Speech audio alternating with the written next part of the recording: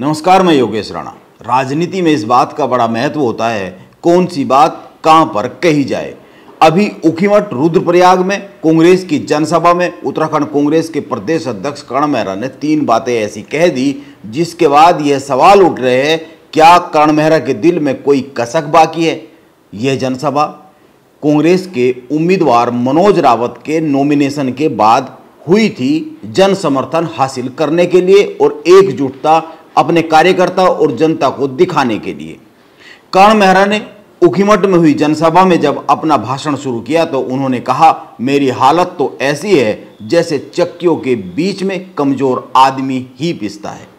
कर्ण मेहरा के भाषण के इस हिस्से तक आप लोगों को ले जाने से पहले एक बात बहुत ही साफ कर देना चाहता हूं। कर्ण मेहरा, गणेश गोदियाल, हरीश रावत, हरक सिंह रावत कोई आम आदमी नहीं है कांग्रेस में। वो देश के एक बड़े राजनीतिक दल कांग्रेस में बहुत ही जिम्मेदार पोजीशन पर बैठे हुए लोग हैं। ये सभी नेता कांग्रेस में बड़े पदों पर है या फिर बड़े पदों पर रहे हैं, लेकिन इनकी हैसियत कांग्रेस में बहुत बड़ी है अगर प्रदेश में देखेंगे तो। इसीलिए यह माना ही जाना चाहिए, इन लोगों को यह पता ही होगा कौन सी बात कब कही जानी चाहिए और कौन सी बात कहां पर कहने के क्या असर और क्या मतलब निकाले जा सकते हैं, उनकी बातों के क्या संदेश जनता और कार्यकर्ता के बीच में जा सकते हैं। इसीलिए कर्ण मेहरा की बातों और उनकी बातों से बन रहे संदेशों पर आने से पहले आप कर्ण मेहरा का यह भाषण का जो हिस्सा है, जो पूरा भाषण है, उसका यह हिस्सा सुनिए। इसके बाद कर्ण मेहरा के भाषण के कुछ और भी हिस्से सुनाएंगे। इसके बाद गणेश गोदियाल की उस बात को भी सुनाएंगे जिसके जवाब में कर्ण मेहरा के दिल से कसक सी बाहर निकली। कहना बहुत कुछ था, लेकिन इतने विद्वत जनों के सबसे आखिर में बोलने को मिले और वो स्थिति है चक्कियों के बीच में जो है सबसे कमजोर आदमी पिसता है, मेरी हालत वही है। लेकिन बस इतना कहूंगा जो बद्रीनाथ में भी कहा था कि बद्रीनाथ के लोगों ने तो ये साबित कर दिया कि वो जौहरी हैं। मैंने कहा था कोयले की खदान में 2 किस्म के लोग काम करते हैं, एक मजदूर जो कोयला निकालता है और एक वो जो उस कोयले के बीच में से हीरे को पहचान के हीरे को अलग करके जौहरी की दुकान तक पहुंचाता है, उसको जौहरी कहते हैं। ये बद्रीनाथ के लोगों ने भाई लखपत को जिता के साबित कर दिया कि बद्रीनाथ के लोगों में जौहरी जैसी नजर है। अब ये केदारनाथ के लोगों को साबित करना है कि आप कोयला खान में मजदूर की तरह काम करने वाले लोग हो या आप में भी उसी तरीके बद्रीनाथ के लोगों की तरह जौहरी की जैसी परख है कि मनोज भाई जैसे हीरे को पहचान कर दोबारा अपना विधायक बनाने के लिए आप काम करेंगे। अब कर्ण मेहरा उत्तराखंड कांग्रेस में सबसे बड़े पद पर मौजूद है। जाहिर सी बात है, उनको बोलने के लिए समय आखिरी में ही मिलना था। यह तो प्रोटोकॉल भी होता है। बीजेपी की जनसभा में आखिरी में मुख्यमंत्री पुष्कर सिंह धामी बोले, यहां पर कर्ण मेहरा को आखिरी में बोलना था, क्योंकि सबसे बड़ा आदमी सबसे आखिरी में ही बोलता है ताकि उनकी बातों को आखिरी बात मान लिया जाए। इसीलिए कर्ण मेहरा को यह कहने की तो जरूरत ही नहीं थी कि उनको बोलने के लिए आखिरी में समय दिया गया और उनके अलावा मौजूद सभी लोग उनसे अधिक विद्वान हैं। कर्ण मेहरा इन लाइनों को बोलकर कुछ कहना ही चाह रहे होंगे, ऐसा माना जा सकता है, वरना तो जिस पोजीशन को कर्ण मेहरा होल्ड करते हैं उस पोजीशंस पर यह तो समझ में आता ही है कि क्या बोलना है और क्या नहीं बोल देना है। मंच पर सभी का नाम लेने के दौरान गणेश गोदियाल ने रुद्रप्रयाग जिला कांग्रेस कमेटी अध्यक्ष कुंवर सजवान की बहुत अधिक तारीफ की। गणेश गोदियाल के द्वारा कुंवर सजवान की तारीफ करने का जवाब कर्ण मेहरा ने दिया।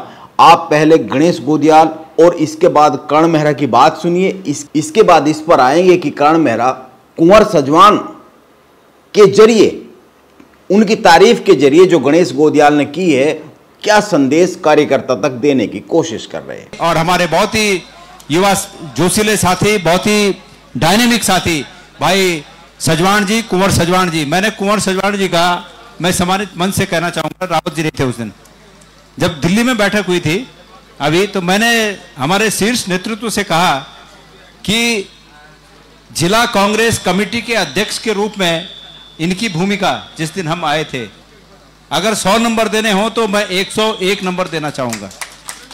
और निश्चित रूप में आप हमारी पार्टी की एक धरोहर है और निश्चित रूप में हमारी भविष्य की आशा है। मैं चाहता हूं जिस अध्यक्ष ने, जिसकी सब तारीफ कर रहे हैं, कभी कभी मुझे भी खुशी होती कि मैंने अच्छे लोगों को चुनकर जिलाध्यक्ष बनाने का काम किया और जहां भी जिलाध्यक्ष बने हैं उन सभी की, चाहे वो हमारे पौड़ी के जिलाध्यक्ष विनोद भाई हों, चाहे हमारे मुकेश नेगी जी हों जो रात दिन पार्टी के कामों में लगते हैं, चाहे उत्तम असवाल जी हों, चाहे जो भी यहाँ हैं, उन सबको मैं धन्यवाद देता हूं कि आपने मेरे निर्णय को सही साबित करने का काम किया। प्रदीप भाई और भंडारी जी को विशेष धन्यवाद, एक आवाज देता है, एक भोजन देता है, दोनों भाइयों को धन्यवाद है। और विक्रम भाई को बहुत बहुत धन्यवाद, क्योंकि अब मनोज तिवारी जी आपके सहयोगी के रूप में हैं, आपके संग हमारे दो छोटे भाई ललित और भाई रमोला जी हैं। अब बद्रीनाथ वाला मंत्र यहां भी फूंक दीजिए। यह बात तो किसी से छिपी हुई नहीं है। कर्ण मेहरा चाहते थे केदारनाथ से इस उपचुनाव में टिकट कुंवर सजवान को मिले या फिर हरक सिंह रावत को मिले, लेकिन टिकट मनोज रावत को मिल गया। हालांकि यह सभी की सहमति के बाद ही मिला है और इन सब बातों को अब करने का कोई मतलब भी बहुत ज़्यादा बनता नहीं है, क्योंकि कांग्रेस एकजुट, सारे कांग्रेस के जो लीडर्स हैं वो एकजुट खुद को दिखा रहे हैं। लेकिन जब गणेश गोदियाल ने कुंवर सजवान को कांग्रेस का फ्यूचर बता दिया तो जाहिर सी बात है, इसका एक मतलब यह भी निकाला जा सकता है 2027 के विधानसभा चुनाव में वो टिकट के बड़े दावेदार होंगे। इसके साथ ही कर्ण मेहरा ने यह जो कहा, कभी कभी मुझे भी खुशी होती है कि मैंने अच्छे लोगों को चुनकर जिला अध्यक्ष बनाने का काम किया। उनकी इस बात के पीछे छिपे मर्म को कुछ इस तरह से समझा जा सकता है। कर्ण मेहरा ने अपने अब तक के कार्यकाल में उत्तराखंड कांग्रेस संगठन में सबसे बड़ा काम जो संगठन के फेरबदल को लेकर किया है, उन्होंने सालों से जमे हुए कुछ जिला अध्यक्षों की छुट्टी कर दी और कुछ नए जिला अध्यक्ष नियुक्त किए।